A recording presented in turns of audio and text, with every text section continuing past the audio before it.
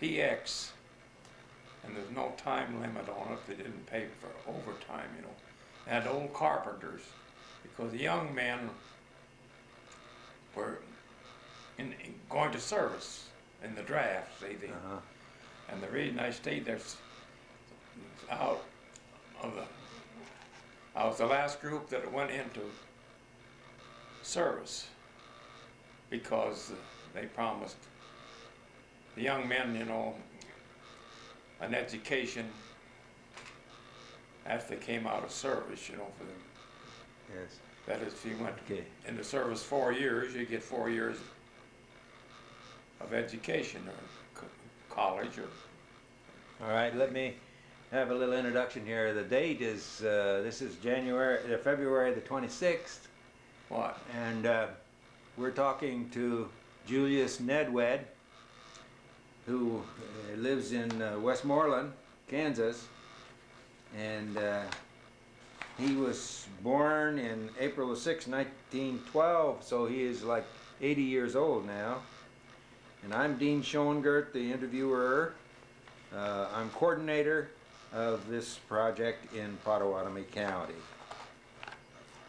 So you were working on the induction base there as a carpenter? Yes. Now, how long did you do that then? Well, while I was in service, I got my rating that way. I see. Where, you remember where this was? I know what it was like. No, where was it? Well, it was when we went over. It took us 30 days to get there to our destination. This is on a ship? On a ship, and I think they wouldn't send a convoy at the time because they knew it would be spotted. So we went down off the coast of canal down there, you know, the red,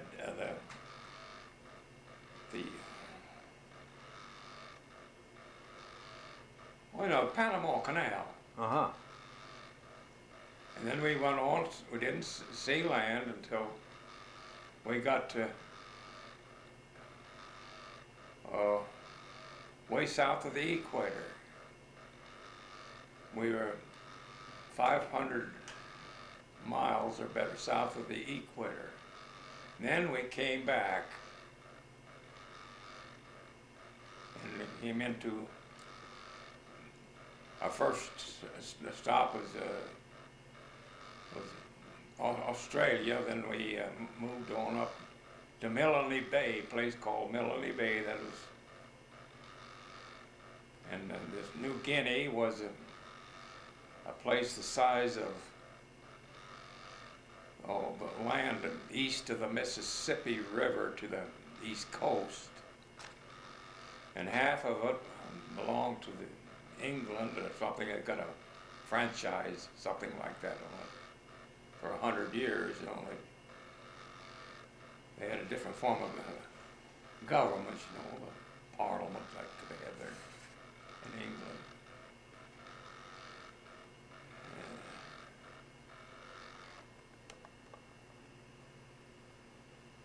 And it's just hard for me to get this all straightened out, because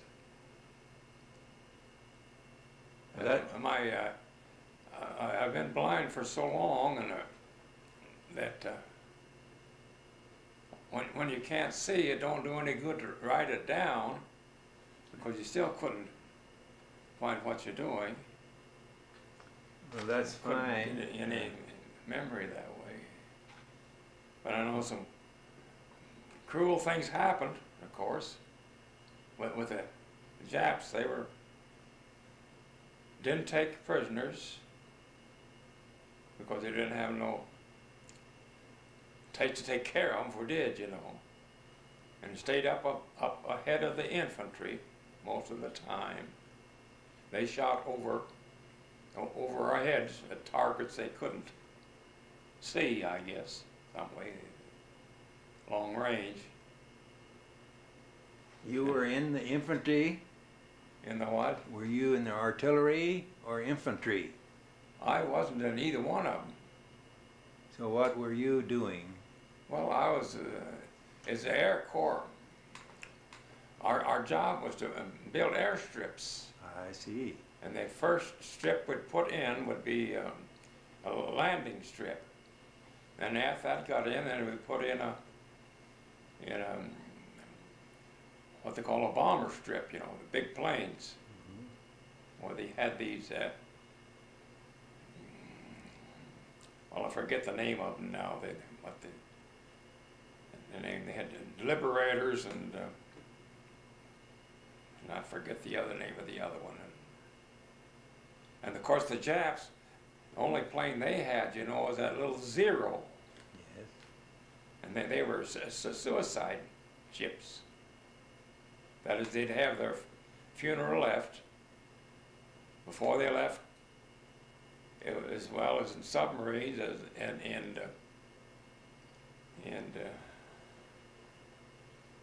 submarines and those airplanes. It's, you can tell by the sound of them, you know, when they go over. And we'd always have a bombing 2 weeks out of every month, because it's a lot of light down there, because the moon, you know, is right over us, and that gives good light if it's clear. And he did mostly in the night fighting or something like that. And spent a lot of time in foxholes, because, and a lot of air raids. And we fought with the Aussie soldiers, Australian soldiers, and they wore those hobknuckle shoes of heavy rivets, you know, they used in World War I. They got the uniforms that they had left over from World War I. And I know they was great on tea. They didn't drink coffee. And if they have a battle or something, well, they'd always throw the white flag up and take time out for their tea. That'd be 3 o'clock in the afternoon, a break. And of course, it's close quarters, you know, but they didn't fighting. But it is. I didn't enjoy it while I was over there. You had a 50-50 chance of coming back, they said, and you wouldn't go back home until you got the war was over. Of course, they concentrated on taking care of it in Europe first, see, and then when we got ready to come home, we didn't have any ship to get home on, because the ships went over there. They never came back. They stayed over there. We had to depend on our food from Australia. Only we did get some here from the States, which was like powdered eggs, and we never had any fresh milk from the time I was over there till I got back. And I remember that because that's the first thing we got when we got off the boat was a glass of milk.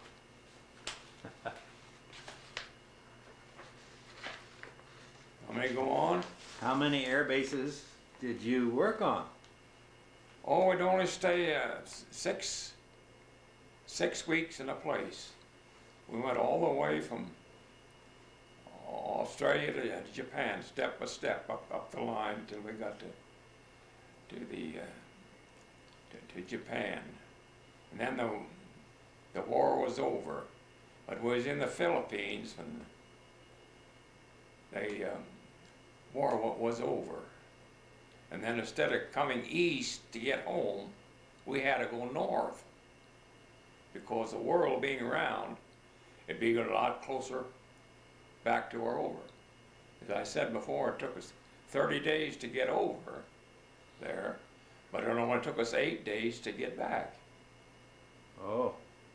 And those ships, you know, go a certain speed. They have night and day. They never stop. When they're out at sea. And we were very seldom in a convoy because it was in one, I know, and going into the Philippines. And I know they had a burial off. They stopped the convoy to dump some bodies in the sea because they wouldn't take them on into. I'd say something like after 3 days, the body isn't. I don't know. And when we travel, why, of course you have to travel. You can't cross the waves. And they'd have out there in the middle of the ocean, those waves would be 50-foot waves. And you can't cross them, you gotta go and roll them. Because if you crossed them or something, why, the propeller would go so hard it'd probably break the ship up. Because it come out of the water. Yeah. Uh-huh. Then when we got it in there, why, we had to just throw it in the motor in reverse so it wouldn't move the ship into shore, you know. Did you? And I know that I remember that because we didn't get any food for a couple of days because the whole crew got what they call seasick, and they like baking bread or something, and everything tipsy topsy, everything on the floor. Oh. Did you carry your bulldozers and other heavy equipment on the ship for working on the airfield? Yes, we carried what we call a lister bag, you know, anything that is.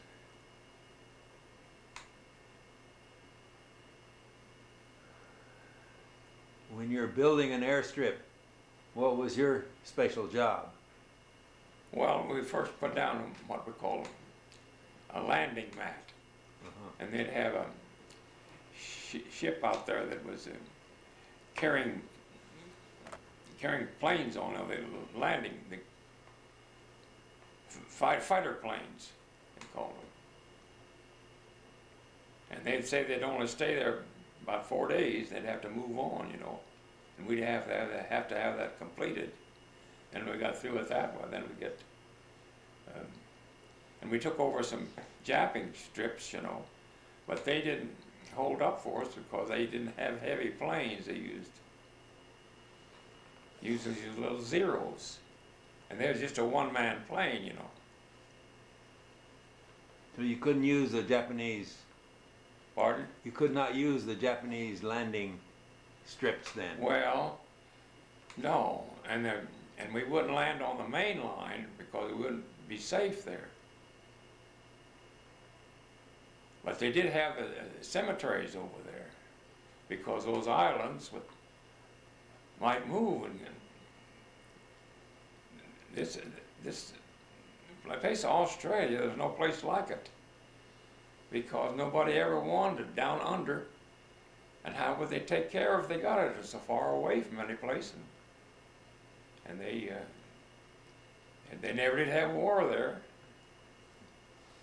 and they probably never will. Because what's there? There's nothing. There's only 2 harbors on the east and 1 on the west. And the middle is natives. They don't wear any clothes because it's, I don't know, something about the climate. Yes. The men wore a loincloth, and then women wear grass skirts. Everything they get there, they have to, you know, use what's on the land. There's no factories. When we were there, of course, maybe it's different now. I suppose it is. You're talking about the Australia. Aborigines, original people there in Australia. Huh? You're talking about the native people of Australia, not the European. Yeah, that's right. I don't know anything about. I've never been in Europe. But these landing strips were just used a short time, and then you'd have to move on and build another one. Is that what you're saying? Yeah, and then another outfit, smaller than that, come and maintain it then. Oh. You know, take care of it. Seemed like we had to credit. We had those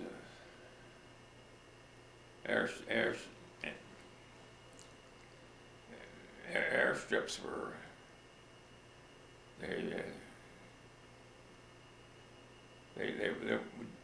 didn't think they'd be safe on the shoreline because.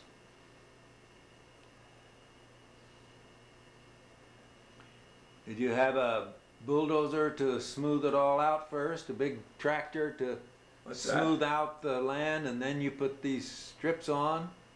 You have a big bulldozer to work with? Oh, yes. Did you drive the bulldozer? What did you do? No, I was a carpenter. Oh, you were always a carpenter for...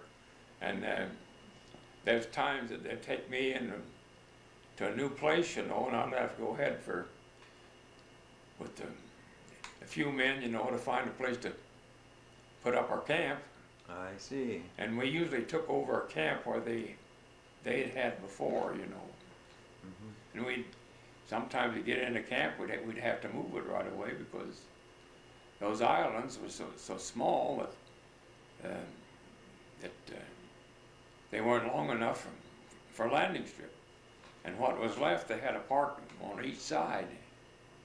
Now those islands over there then, they might even disappear in a storm. And a new one might form because that water has a lot of pressure. And rain. It rained much as 5 inches in some places in a year. Now where we were, most of the times around 300 inches. Because when we take a shower or anything, this rain would be body temperature.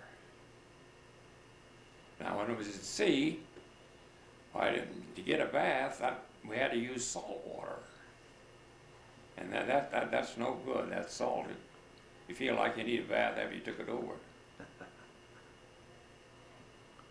And of course I know you know about Chinese food, you know, that all comes from the sea, even the salt. Everything is chow mein, chop suey. How did you get your food when you first went to a new place to build quarters for a new airstrip? What? How did you get your food? We had we depend on Australia for food, except the stuff we sent over. Now, I know one time we'd always get turkey at Thanksgiving, and this turkey would be over a year old, but in a deep freeze to get it over there. And if you wanted to send something home, it'd take for Christmas, it'd take at least maybe 30 days, except mail. Now they could fly that back, you know, but anything about anything, they could fly that. And I know I'd get mail a lot of times though that it would be, 3 weeks old or longer, come all at once, come bunch up. And of course the mail then they made little copies out of it, just one sheet, you know, little envelopes. So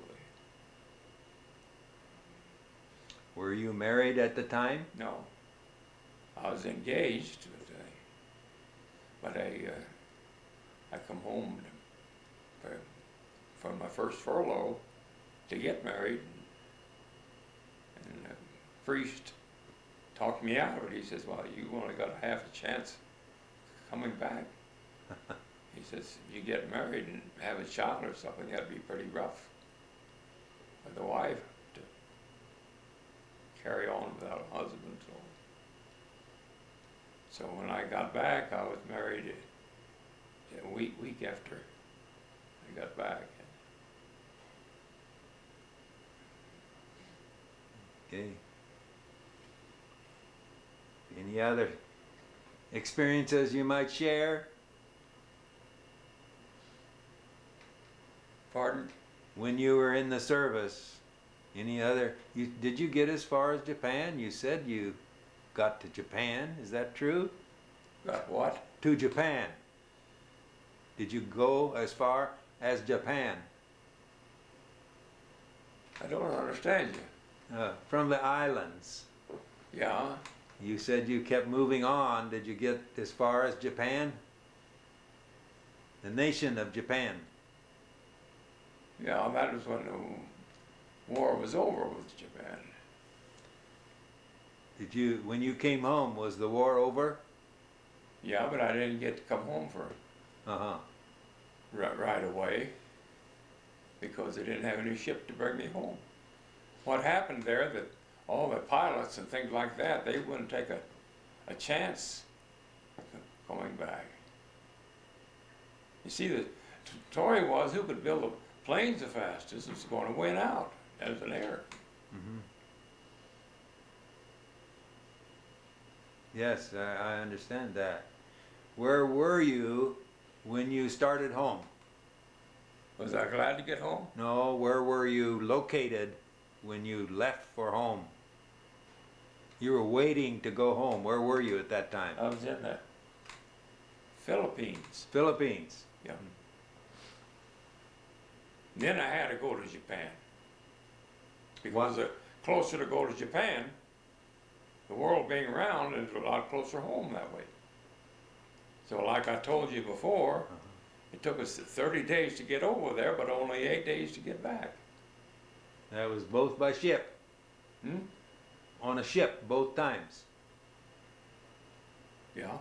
Uh-huh. I never got to ride in an airplane. Other than the airport.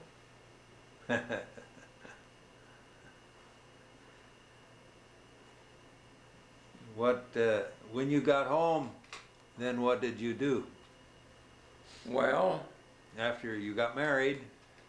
I got married. Then that's when I took up some schooling, and I got my credit for 3 years and 7 months on the farm training, they call it then, you know. It's free of charge. But it took a long time to get that because I didn't get in the first group. By the time I got around, why, those schools had to be so many, 20 or more in a school. And they didn't have that many in these places. They just closed up.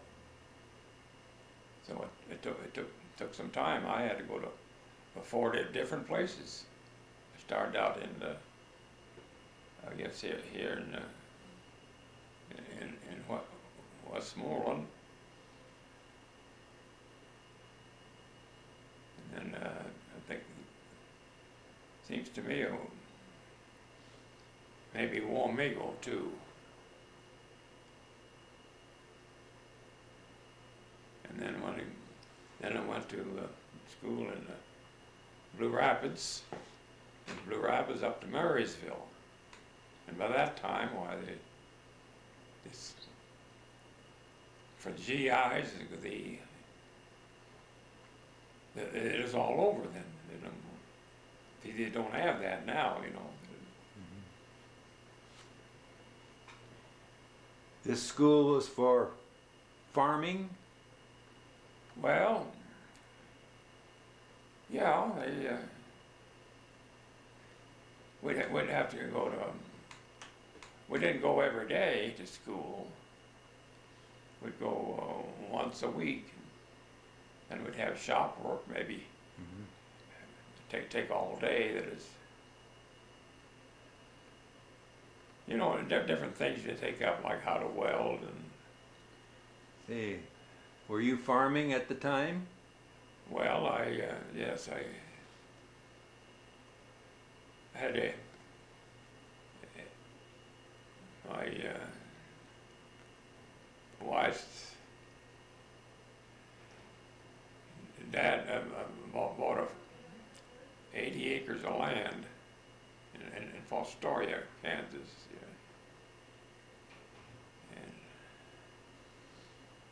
And I think that the 80 acres of land only cost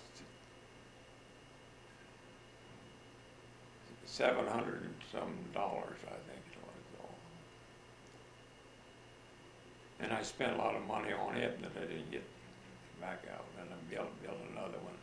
But I got up to where I had 400 acres of 400 acres of land at one time, and I was making all kinds of money. Because it started off at $1 an hour. When I got in the Army, you know, I was getting $21 a month.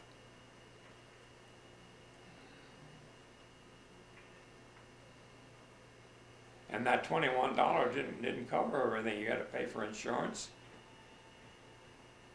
and you use tobacco or cigarettes. You had to pay for them, but there was no tax on them, of course. Of course, cigarettes was practically all tax at the time, you know. But you get 3 miles out on the ocean, you don't have to pay that tax. Or not 3 miles, 9 miles an hour, that's it.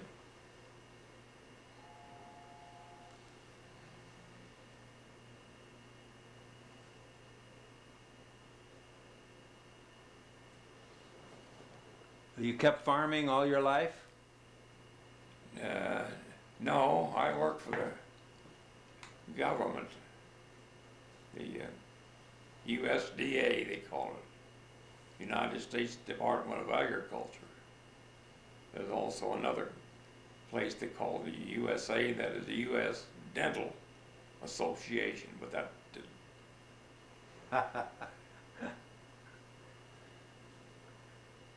Where was that job? Where is that at? USDA, yes, where?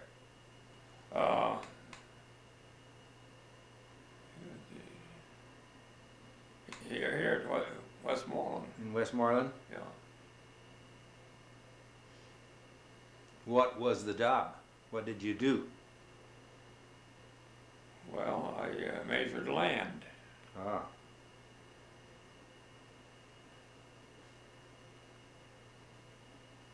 Now then you could get gasoline, I think is 7 gallons for $1. And I got paid mileage from home to home. Now every station didn't do that, but I got it. But I made more money off them the mileage than my salary, because you got I was a supervisor, what they call a performance supervisor. Uh-huh. And worked in different counties. And it's, most of the time I had charge of 8 men, not 8 men, but 14 men. Now to measure land, it took 2 people. But later on, it just took on 1. You had to have a helper. Because you drug this chain, you know, and you had to keep track of the distance. And it was a different type. You didn't go by feet, you went by chains and links. Maybe you know what I mean by that. That is, a chain is chains times chains is acres. That is 3 chains long and 3 ways wide. That's an acre of land. I see. And the way you figure out what an acre of land is, that's about where a country school would set, about an acre of land.